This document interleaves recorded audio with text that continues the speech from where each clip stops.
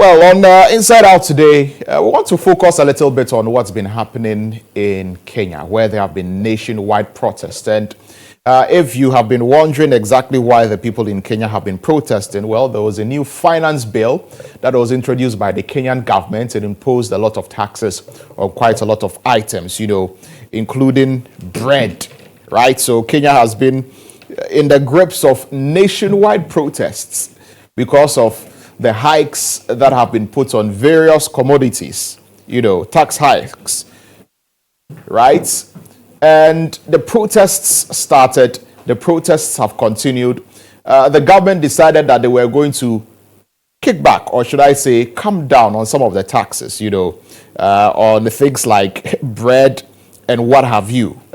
And that seems not to be enough, because last week the government, scrapped some taxes, including the proposed 16% value added tax on bread, along with taxes on motor vehicles, vegetable oil, and mobile money transfers. And the concessions really haven't been enough to stop the protests.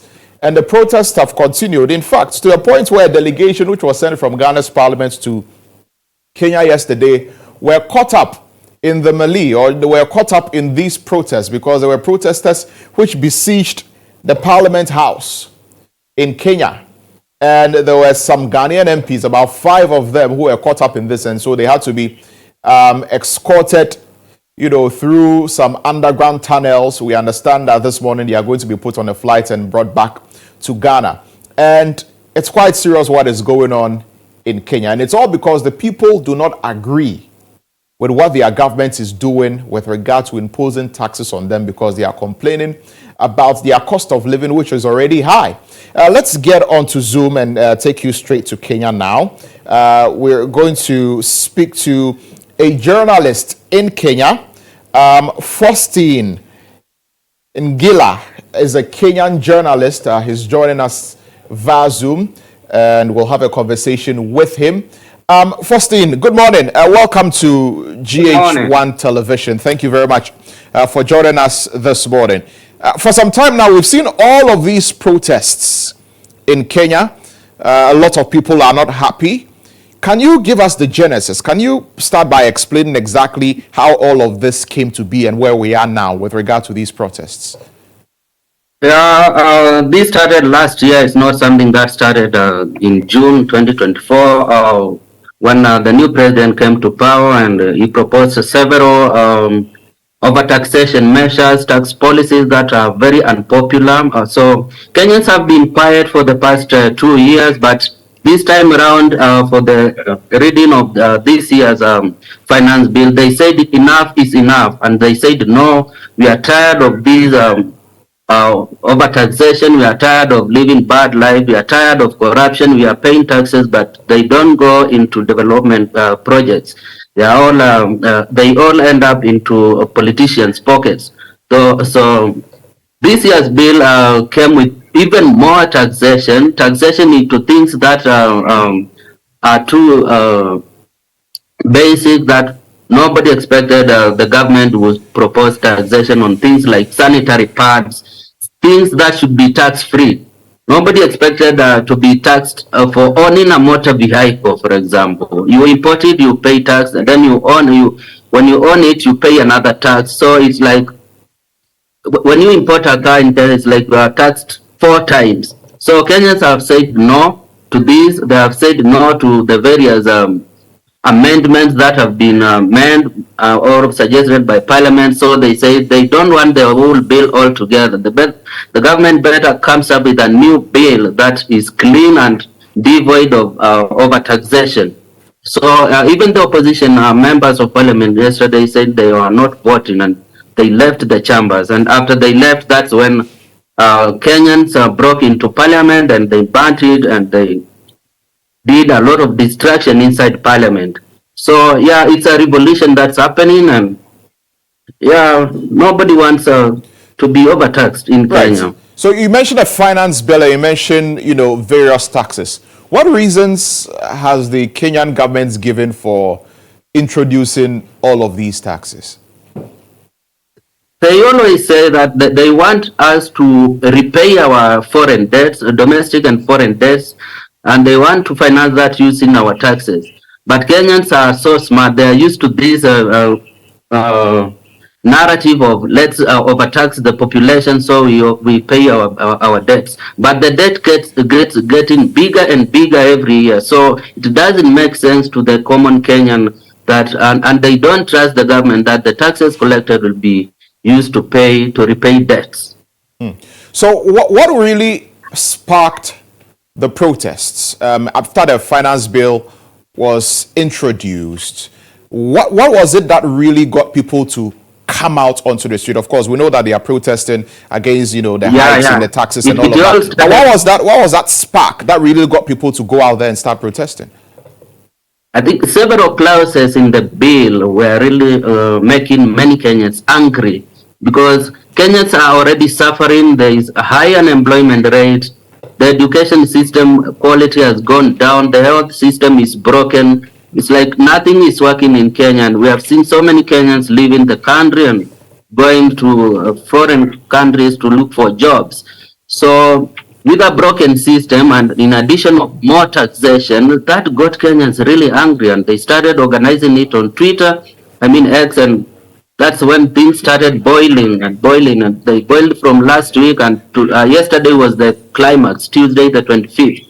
So they got really angry with what the government is doing. Some Kenyans have been saying they were provoked. Has there been any kind of communication from the government which has been provocative, about the concerns that Kenyans have been raising? Has there been anything like that which really, got people so prior angry? To yesterday, I think what fueled the demonstrations more was the abductions of several Kenyans on Twitter who are popular on Twitter. They were around 5 to 10 of them were abducted by the police, and they went into long hours of questioning, and they were released later. I think that also fueled the demonstrations. Again, when the president came and addressed the nation yesterday at 9 p.m., he showed disregard for the loss of lives, for the state of the nation, for the many things that are not working, and he called all those who are demonstrating criminals, and that got Kenyans even angrier today, right. 26.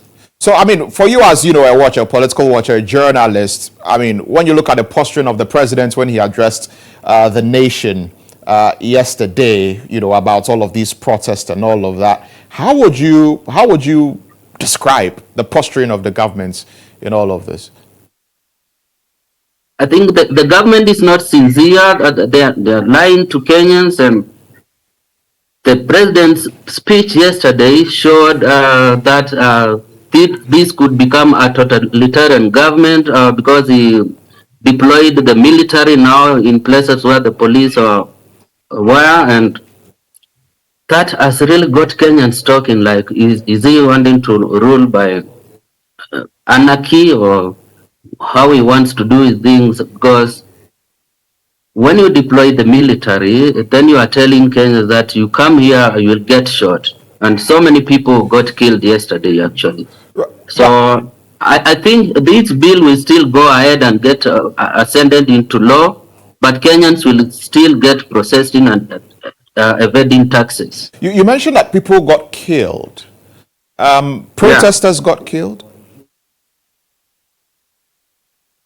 Yeah, like when they broke into parliament, 5 Kenyans were blown up. They were killed instantly, and many others died in hospital where they were attended to.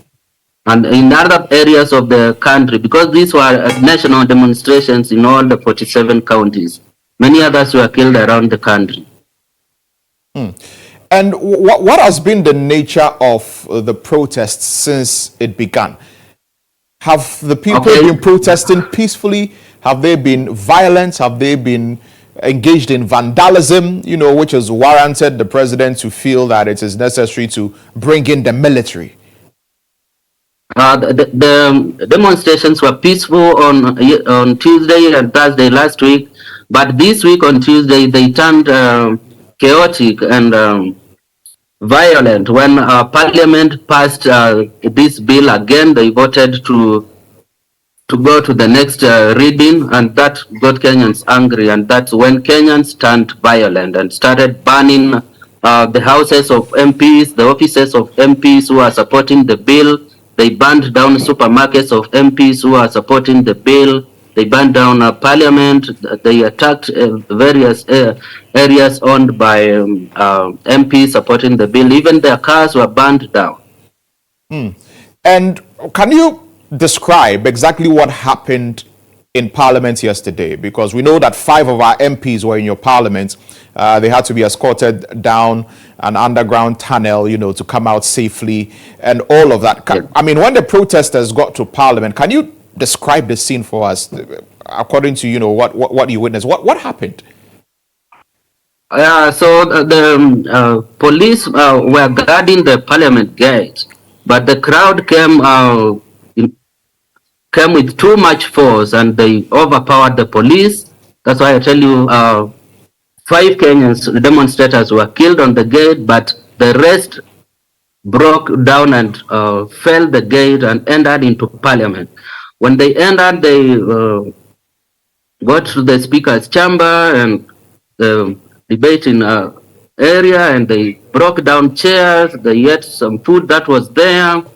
They took the Speaker's men. The sergeant of arms clothing was taken away. Several flags lying there were taken by demonstrators. At that time, Parliament was at panic, and all the MPs were evacuated to an underground parking lot, where they were evacuated using ambulance vehicles. And the rest of the MPs climbed up to the top of the Kenyatta International Conference Center, where they were evacuated using a helicopter. So yeah, it was that chaotic. MPs were in panic. There is one who fell down because of panic, and she was lifted up, and yeah, they were evacuated to safety. No MP was injured. So because the demonstrators occupied the whole Parliament. So in the aftermath of this, what is the country looking like this morning? Things are looking a little bit calm today, but yesterday night there was a lot of shooting in the estates in Nairobi, and police were deployed more in police and military were deployed, and there has been a lot of shooting over the night, and we are not sure how many people were killed over the night, but we are sure that live bullets were being used throughout the night. So things are looking calm now, but Kenyans are planning for more demonstrations tomorrow when another vote is going to happen. But we don't see that happening because the Parliament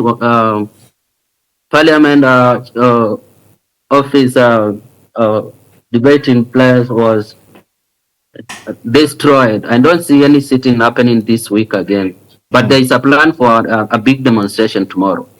Right. And in all of this, what is the approval rating of President Ruto looking like? I mean, we know 2 years ago when he came into office, he described himself as a hustler, and understanding the plight of the people. Yeah. He came with that platform of I'm a hustler. I rose to fame through selling chicken and all that, but it's all a lie. Kenyans now really disapprove of him, of anything he says. There is this common phrase that on Twitter that if he's not flying, he's lying or both. So nobody trusts him anymore. So his approval rating has gone really down to less than even 5%. Everybody wants him out of power. There have been placards of Ruto must go, RIP Ruto, and yeah, it's bad for him right now. Very well. We'll leave it here, but I'm grateful. But before you go, these protests, are they happening only in Nairobi, or, I mean, they are happening in other cities across Kenya? Yeah, as I told you, they're happening in all the 47 smaller cities in Nairobi, in Kenya. So there have been demos from as far as Kisumu, the western part, and as far as Mombasa, the southern part. Garissa, we have Nakuru, Makueni, Machakos, Samburu, everywhere. Every Kenyan is demonstrating. It's from the villages to the cities. So it's a revolution. That's why I'm calling it an unstoppable revolution. Well, Faustine, I'm grateful that you've spoken to us here all the way from Kenya. Be safe out there. Thank you very much for joining us. Thank you. Thank you so much. Right. So that's Faustine in Gila. He's a Kenyan journalist helping us understand exactly what has been going on in Kenya with regard to these protests. They are protesting the cost of living, essentially, and a bill that has been introduced which has brought so many taxes on things like bread, essential things, sanitary pads. The same things we have been complaining about here in Ghana, the taxes that we've been paying. This is how the Kenyan population are actually reacting, and they are protesting to the extent that they even got the government to cut back on some of those taxes. But they say it is not enough because cost of living is high.